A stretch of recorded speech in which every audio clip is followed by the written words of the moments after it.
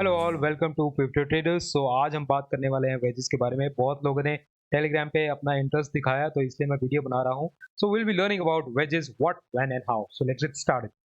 तो वेजेस जो है मैड एंगल, जैसे मैंने इसको डिपिक्ट किया है कि मैड एंगल जैसा एक वेजेस होता है, छोटे छोटे होते हैं। तो वहां से आपको एक आइडिया मिलेगा कि छोटे छोटे वेजेस ही ढूंढने होते हैं हमें। तो लेट्स गेट स्टार्टेड नाउ। सबसे पहले हमें देखना है कि वेजेस का प्लेसमेंट कहाँ पे होता है। देखो, मार्केट में बहुत सारे पैटर्न होते हैं।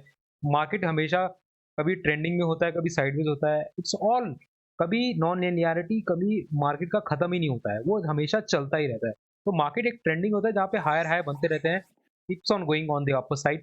देन मार्केट में क्या होता है, हायर हाई नहीं बनते हैं, कंफ्यूजन स्टेट होता है कि हायर हाई भी बन रहे हैं और लोअर लो भी बन रहे हैं, तो उसको हम वाइडनिंग बोलते हैं।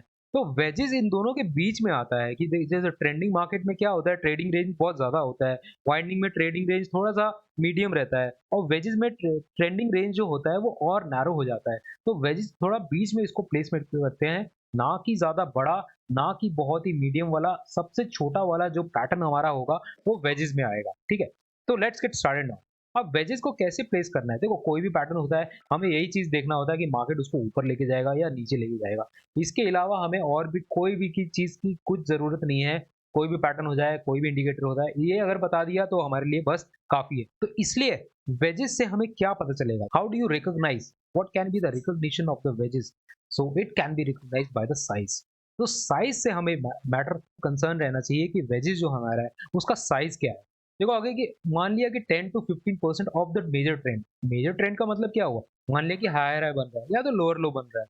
अब ये जो मेजर ट्रेंड है उसका 10 to 15% अगर ट्रेडिंग रेंज का कुछ पैटर्न बनता है जहां पे प्राइस कन्वर्ज होती है, कन्वर्ज मतलब कि एक थोड़ी नैरो रेंज में वो ऊपर जा रहा है, नीचे आ रहा है, वो उसी टाइट रेंज में कन्वर्ज होके एक पॉइंट की तरफ वो जा रहा है, एज की तरफ। तो ट्राइंगल का उसको एज भी बोल सकते हैं।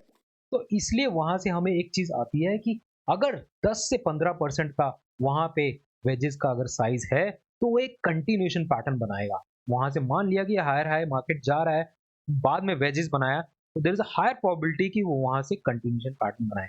और मान लिया कि अगर वो 33% से बड़ा वेज है, तो वहां पे be careful, it can B reversal. तो किस तरह के वेजेस होते हैं, क्या क्या उसके टाइप्स होते हैं, वो आप देख लेते हैं। देखो असेंडिंग होता है। असेंडिंग में क्या होता है, सिंपली ऊपर वाला आप देख रहे हो, ऊपर वाला जो लाइन है वो थोड़ा सा फ्लैट है, और उसमें क्या लिमिट हो रहा है हमारा, बार बार क्या हो रहा है, हम रेजिस्टेंस को बार बार हिट कर रहे हैं, बार बार हिट कर रहे हैं। लेकिन हिट कैसे कर रहे हैं, देखो लोअर लोअर जो लो है हमारा वो बार बार हाई हाई हो रहा है, तो हायर लो बना रहे हैं, हम हायर लो बना रहे हैं, और हायर तोड़ने की बार बार मार्केट कोशिश कर रहा है। तो आपको ये तो बेसिक आइडिया होगा ही कि कोई भी रेजिस्टेंस या सपोर्ट हो, उसको बार बार जितना हिट करोगे उतना ही वीक हो जाता है, और जितना वीक होगा उसका तोड़ना बहुत ही आसान हो जाएगा।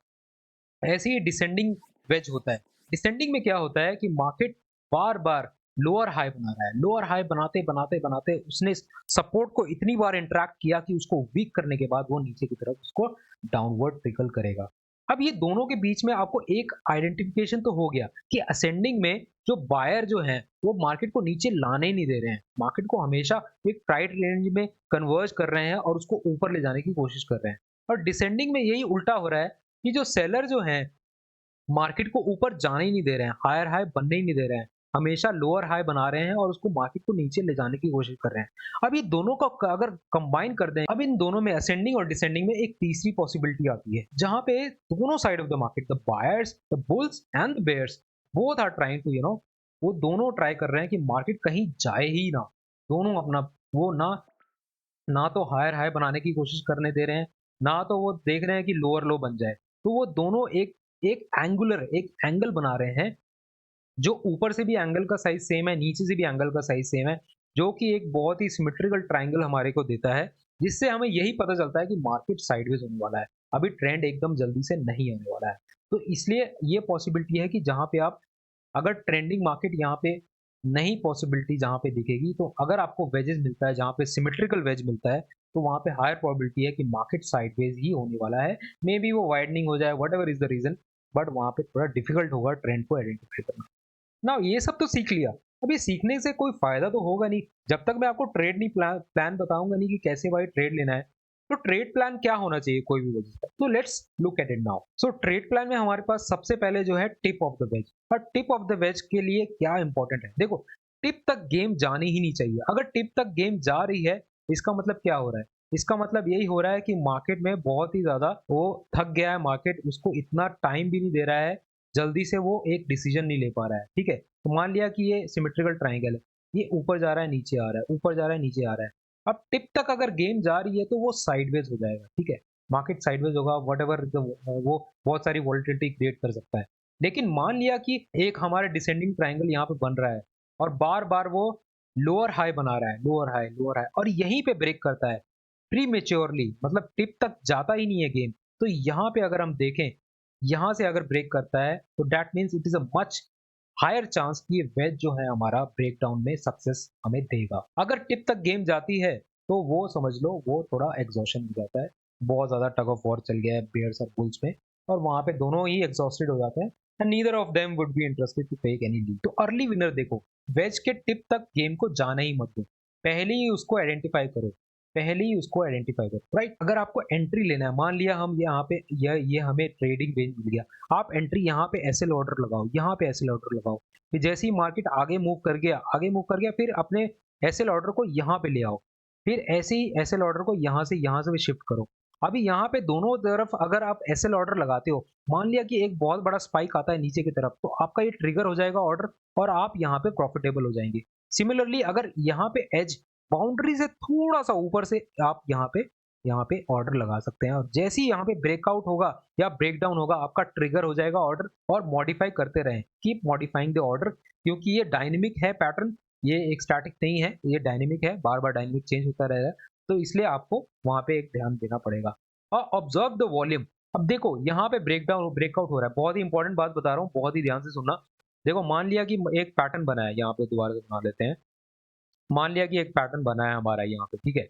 अब यहाँ पे ब्रेकआउट होने वाला है ऊपर की तरफ, तो नीचे आप वॉल्यूम देखो, वॉल्यूम शुड इंक्रीज यहाँ पे और ज्यादा हो जाना चाहिए वॉल्यूम, ठीक है? जब यहाँ पे ब्रेकआउट होने वाला है वॉल्यूम शुड इंक्रीज मैसिवली। अब मान लिया कि यहाँ पे इंक्रीज मैसिवली हो गया, आपने एंट्री भी ले ली दोबारा से, लेकिन आप देख रहे हो कि वह वापिस आ रहा है, अरे वापिस आ रहा है, बहुत तेजी से वापिस आ रहा है। अब देखो कि ये जब वापिस आ रहा है उसका वॉल्यूम क्या छोटा है क्या?